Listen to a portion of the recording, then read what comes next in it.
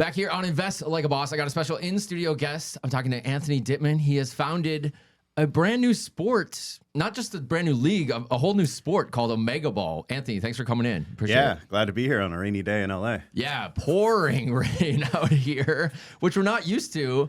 Anyways, let's get to what we're talking about. You're actually in town for the college football championship game. That kind of alludes to your background. So I want to hear about what got you to this point to creating a new sport and your experience in the sports industry. Yeah, absolutely. Starting from the beginning quickly, I'm a native Californian, grew up in NorCal, went to San Diego State University, coming out of San Diego State, worked with the X Games on the event staff.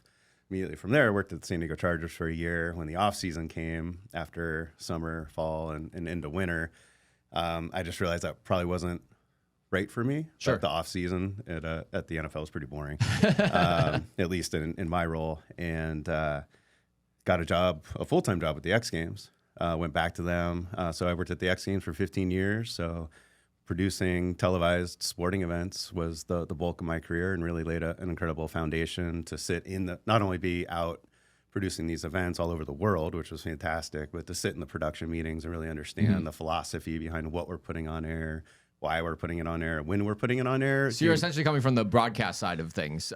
Is X Games ESPN, right? Yeah. Okay. Well, they actually just sold it, interestingly enough. But I was on the event side, but producing the event, it was such a huge event. We had 1,500 staff on it. People don't realize how big it was at that time. You had to sit in all these meetings and really decide what the schedule is to understand how we were going to produce the event on the ground. So I was director of operations for X Games and event director for events in Aspen, LA, Barcelona, and Tignes, France. That is super awesome. So what got you to the point to say, you know what, I think I can do this and create a new sport? Did the idea for the sport come first, or did the idea to branch off on your own and create your own league? No, this was all entirely by accident. So in 2013, I left X Games. In 2015, I started my own event production company, which is why we're in LA, because we're still helping ESPN on my day job, I'll call it.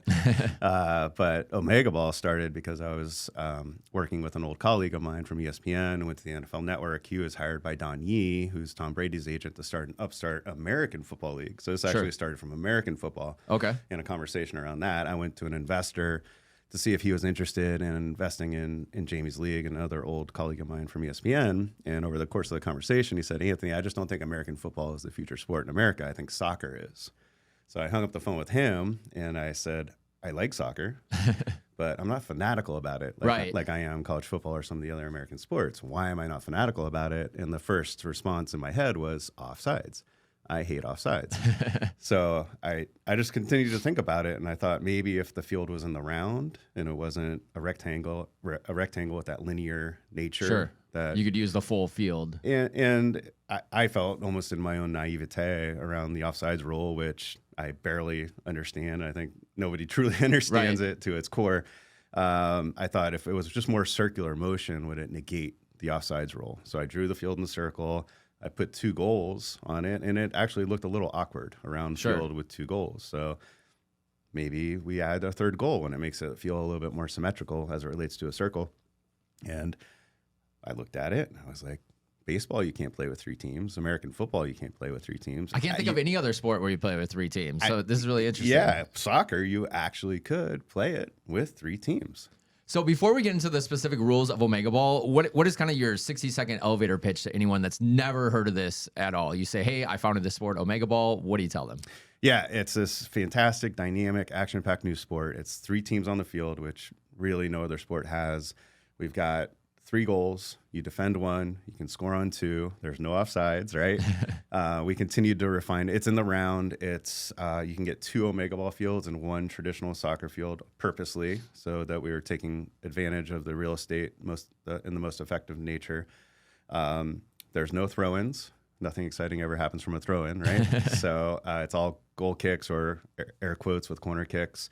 It's 1 hour long. So a lot of the research today shows that kids 18 to 34 demo does not want to watch a 3.5 hour football game anymore. Right. They want to watch the highlights. So what we did was they want to see the TikTok version. Yeah, we created a game that's action packed. It's 10 times more scoring than traditional soccer, and it's in 1 hour. Also purposely for TV, because that's really easy to program. A 1 hour game really fits into a 24 hour slot easily. So we really took advantage of all these factors that we know are appealing, especially to a younger demographic, and inserted it into this game.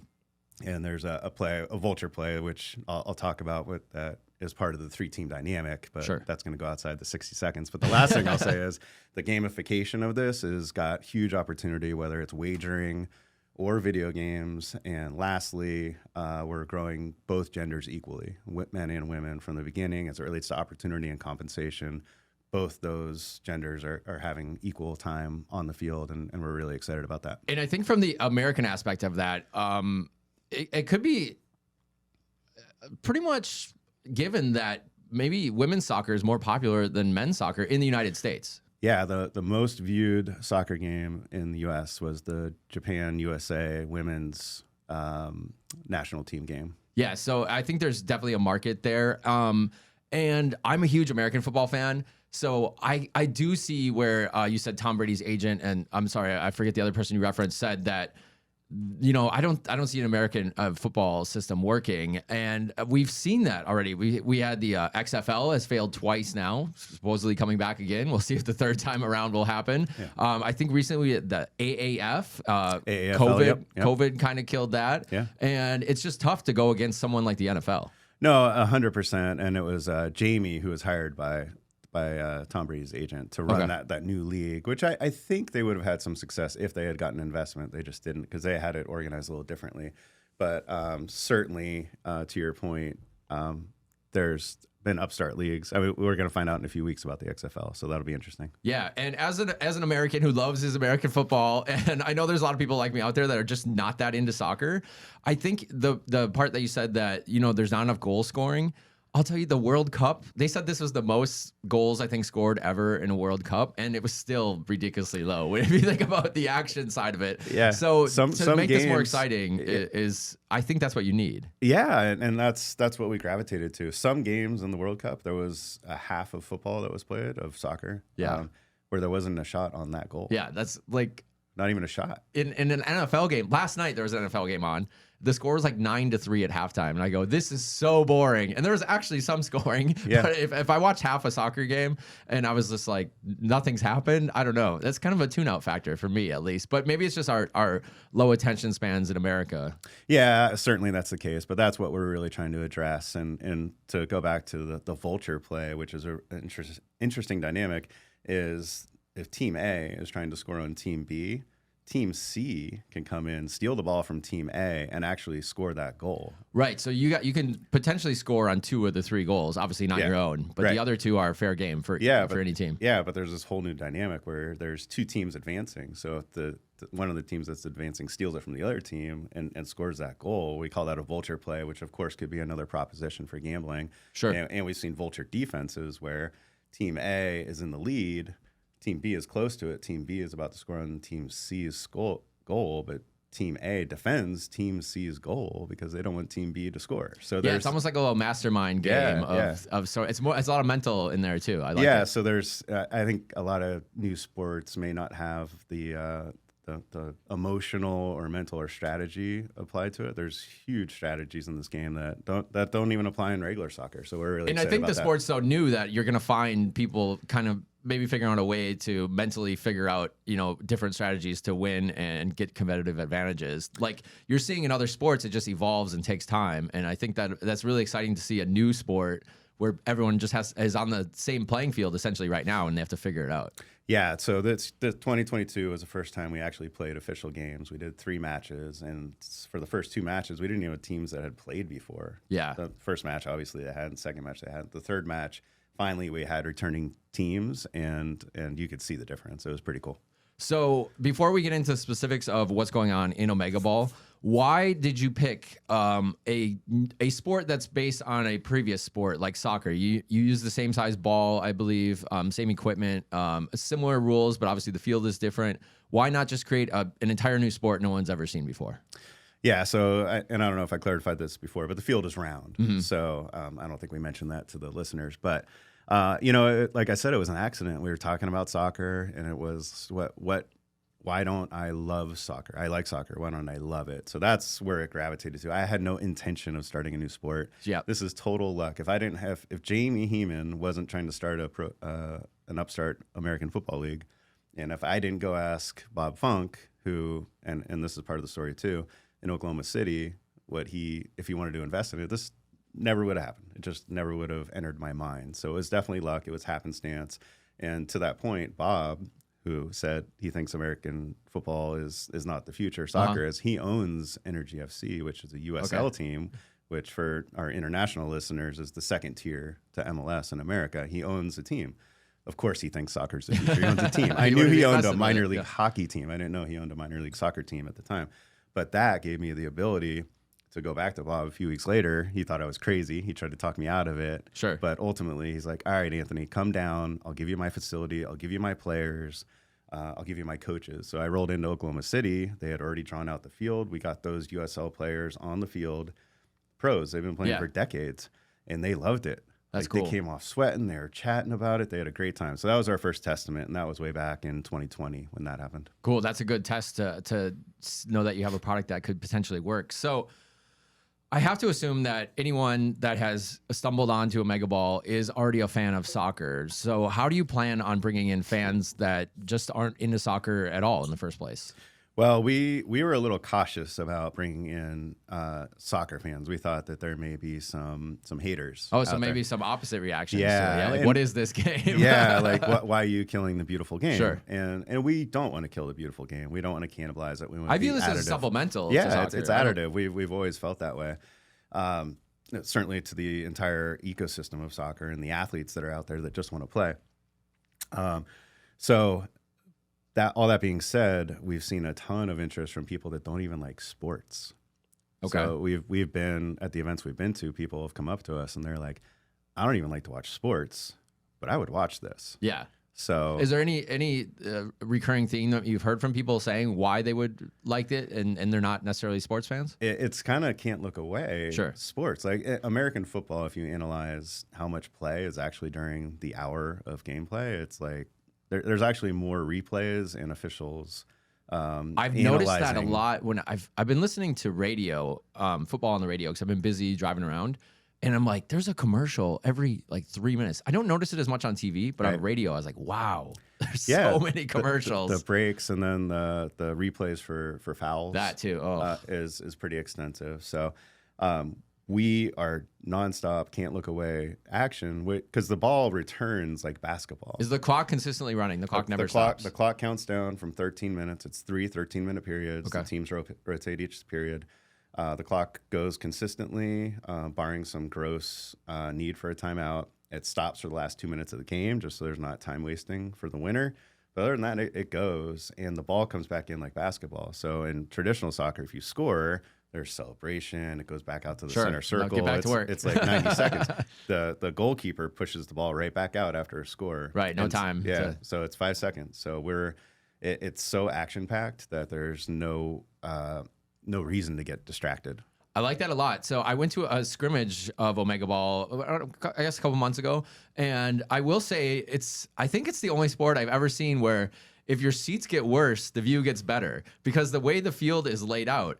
I went to the top of the stands and I go, I want to sit up here and watch it because I can see everything going on the higher up you are. It's very interesting. Yeah, for the TV productions that we've been doing, the drone shot is incredible. Yeah, you had the drone flying around too. I go, that's got to look awesome on TV. Yeah, we just had one of our drone shots hit 1 million views on TikTok, so we're really excited about that.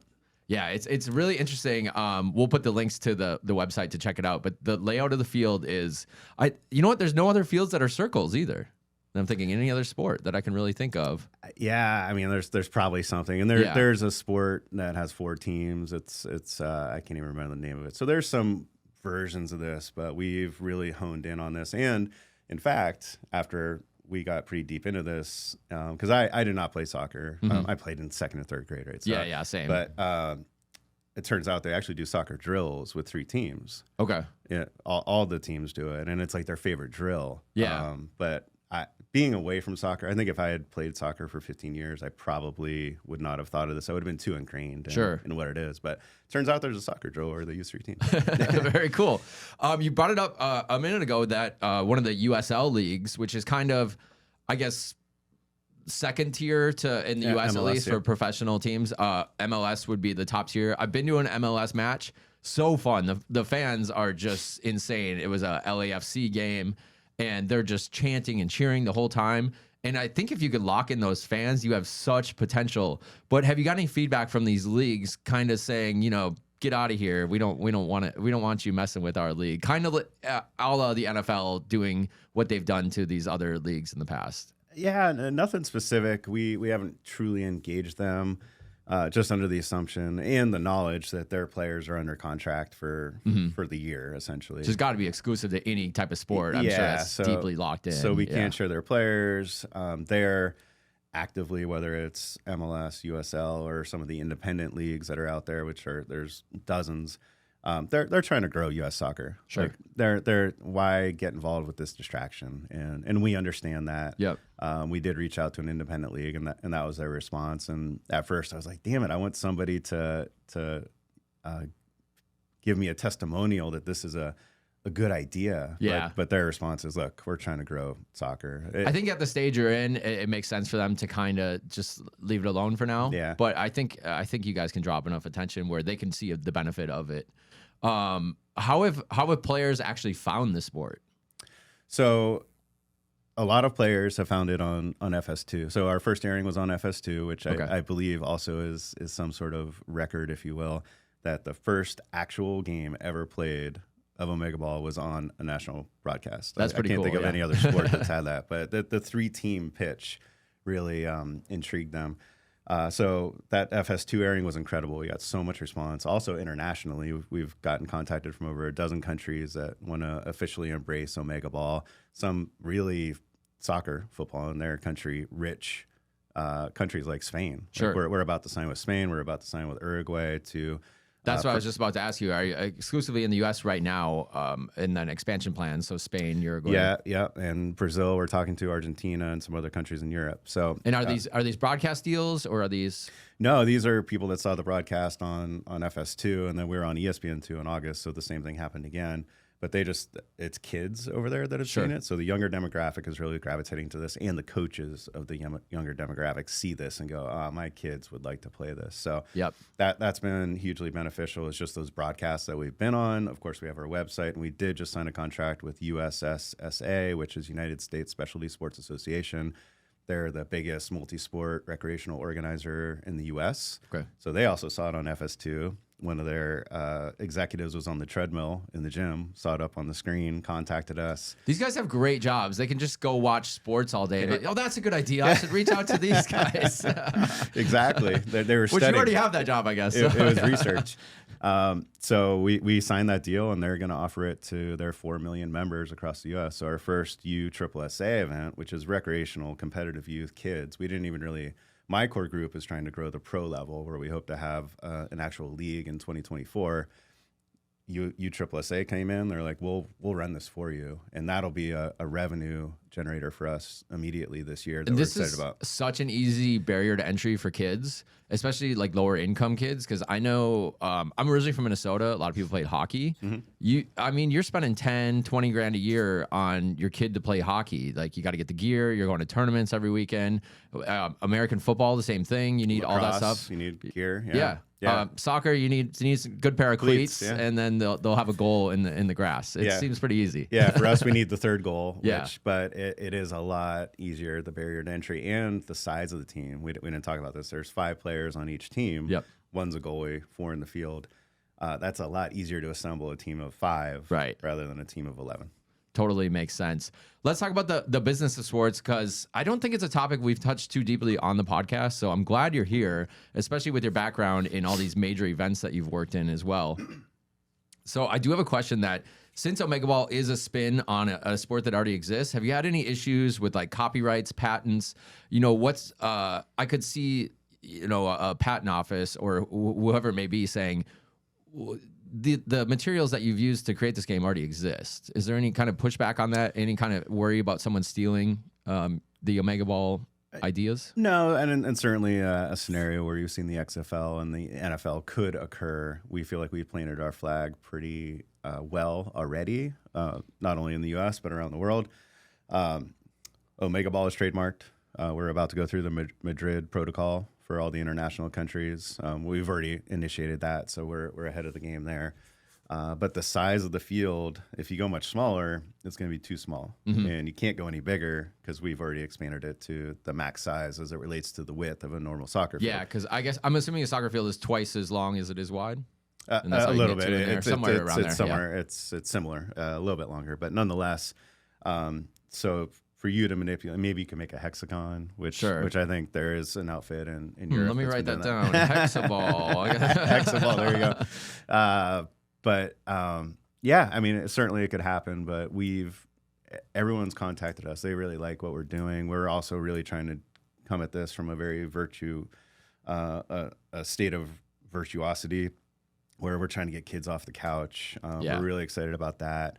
We're really excited about growing both genders equally, and we're really excited down the line. We're going to be free to attend for a few years, but ultimately, if you have a paid ticket to come to an OmegaBall event and we're 1 hour long, you can watch a men's game and a women's game under the same ticket, which is great for sons and daughters of families that want to go to an event. You get to watch both genders play, and we're excited about that. I think that's really cool, and not to be the guy that's like, kids are so lazy, blah, blah, blah, but it's like, all I see is kids are sitting on their phones, playing video games, doing things like that. Like, it seems like not as many kids are active anymore. Like, even when I was a kid, you just go outside and you're gone for the day. Like, that doesn't exist anymore. Yeah, the amount of touches that happen in OmegaBall is really intriguing to the younger demographic. They love it. Even the goalies love it, because in regular soccer, you could daydream half the game as a goalie. You cannot daydream in OmegaBall. I spent a lot of time out in left field playing baseball, not paying attention. Yeah, me too, counting the blades of grass. Yep. So you had alluded that, there is some income opportunities in OmegaBall. Are you generating any income yet? And what are some of the main sources of income, and how is that produced? Sure. So we do have, I'll call it a licensing deal for lack of a better term. It's a little bit different than that. So we've got the USSSA component, which will help give us revenue from the recreational and competitive youth perspective. We're doing that with the international countries as well. So we'll see that occurring. Other than that, we're growing the Pro League, which we're hoping to get a broadcast deal. Like I said, we've already been on Fox and ESPN. We're still talking to those guys. But ultimately, a broadcast deal to support the Pro League. Obviously, sponsorship comes along with that. The 3 events that we did last year, we got some sponsorship, but we're obviously still not in the black at this point. Sure, and no one expects you to be either. What is there a full season laid out that you could pitch to a broadcast company and say, hey, we got a 10-game season, whatever it may be, or is it still just a lot of exhibitions? And so last year was essentially exhibitions, but they were tournaments. So we'd actually have teams playing through, escalating into the championship game, which was great. This year we've got it a little bit more organized. We're probably going to do about a tournament a month from April till October. Our first event is going to be April 7 and 8 in Omaha, Nebraska, tied into the USSSA event. So USSSA is going to have the kids playing, and then we'll be the headliner, if you will, to that event with some of our pro games. And that's cool. That's the template. So we kind of create a festival atmosphere at this and some homegrown audience to watch the pros play. And then the national championship is already scheduled in Melbourne, Florida on the Space Coast. And that will be December 8th through the 10th. So we've kind of bookended our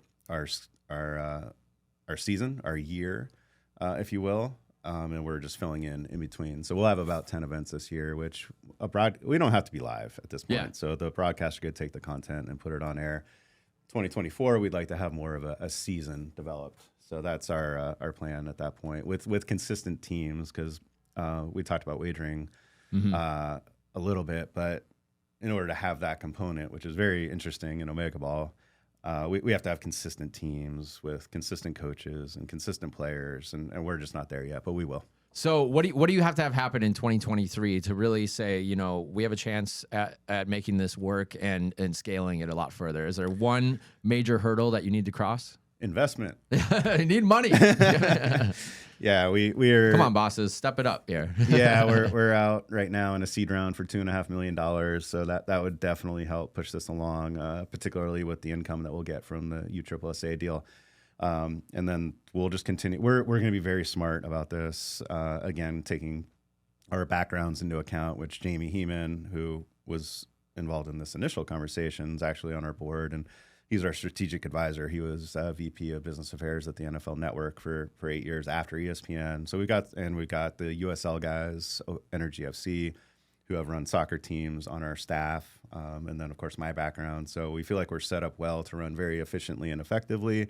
Once we get to the pro league, we're going to be very regionalized. We're not hopping on airplanes Sure. to play our first games. Yep. We'll hop on airplanes to play the championship, but it'll be very community based, going into regions, going into states, going into a championship. Almost divisions of sort, I guess. And Yeah. then at the end, the national one, they can all come together in a central location. Yeah, exactly. But That makes sense. That whole time we'll be gathering content, and it's really up to a broadcaster to tell us when do we want to be on in the summertime when there's not many other sports. Sure, we'll do that. Yeah, and in the broadcasting sense of things, is it still make sense to be on a traditional network like an ESPN, a Fox Sports, something of that nature, or does it make sense to go on YouTube, a streaming platform, maybe a Twitch? I don't know, something like that. Are you seeing any potentials that maybe that's the way to go? Yeah, we want to be on both. Just like ESPN is doing. Fox is the only one that doesn't have a streamer. They have Tubi, but it's an indirect relationship. But just like ESPN's on ESPN Plus and on the national broadcast system that they're on, we want to be on both those scenarios, and we'll probably be exclusive to a national broadcaster as soon as we sign that deal. But as it relates to streaming, we'll go far and wide. And a lot of the international streamers that aren't even in the U.S. have reached out to us too. So we're working with a streamer in the U.K. and a couple other countries as well. I stream all the sports I watch. I don't have any traditional cable packages or anything like that. Yeah. And I feel like anybody my age or younger, they don't even know how to get a cable package. They don't have no interest in it. Yeah, So- the sponsors are, I shouldn't say the sponsors, and maybe some of the agencies, yada, yada, yada, are a little archaic from that perspective. Sure. They feel, and there's some value to this, but if you're not big enough to be on a broadcaster, are you not big enough? Sure. You know? So that seems like such an old mindset, but It it is. is still It it's is, still but it's ingrained still around, in there. So you had mentioned wagering a couple times, and I wanted one of our Patreons actually had a question. AJ, he wanted to know, with legal sports betting going mainstream and growing rapidly in the United States, are you targeting an entrance into the market? You said some of the rules are already catered towards that.